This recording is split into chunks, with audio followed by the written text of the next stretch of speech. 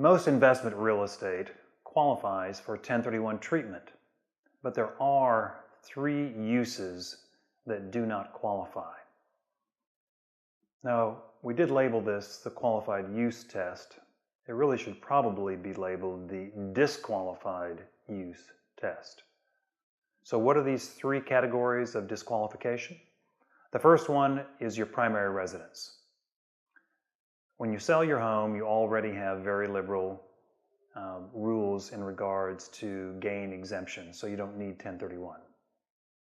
The second category is personal use vacation homes that you don't rent out. Now this can be a little confusing because many people personally use a property like this and rent it out too. So the question is, how much personal use is too much personal use?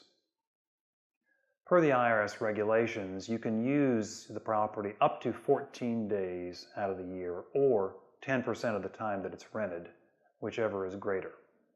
But check with your CPA. The question always is your property being depreciated on your Schedule E?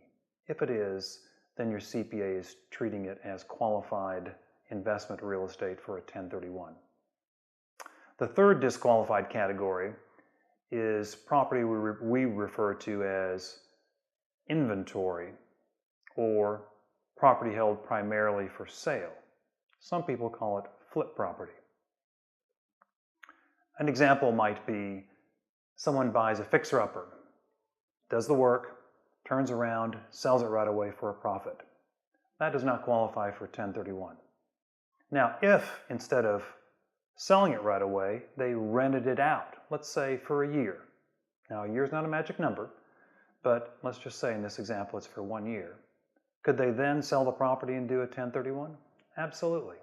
How you treat the property is the type of qualification that you get for tax reasons. So when you change how you use the property, you're able to then take advantage of a 1031 exchange in this type of example.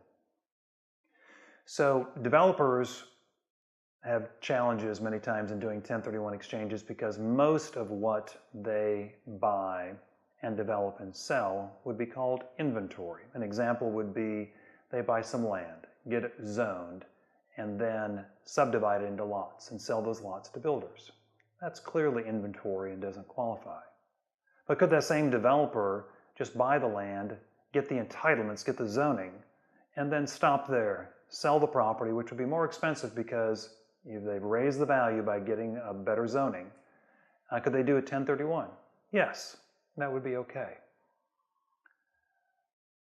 Contrarily, if someone is not a developer and they take property they've owned, let's say land, and decide they want to make more money by developing it and subdividing into lots, and let's say they're a full-time physician or a Delta pilot, that will be treated as inventory also, even though they're not a developer by trade, by what they do for a living. So it's not what you do for a living, it's how you treat the property. So stay away from these 3 different categories, these disqualified uses. And if you are not in one of those categories, you'll qualify for a 1031 exchange. I hope you find this helpful. At Atlanta Deferred Exchange, we help you maximize the benefit of your exchange transactions.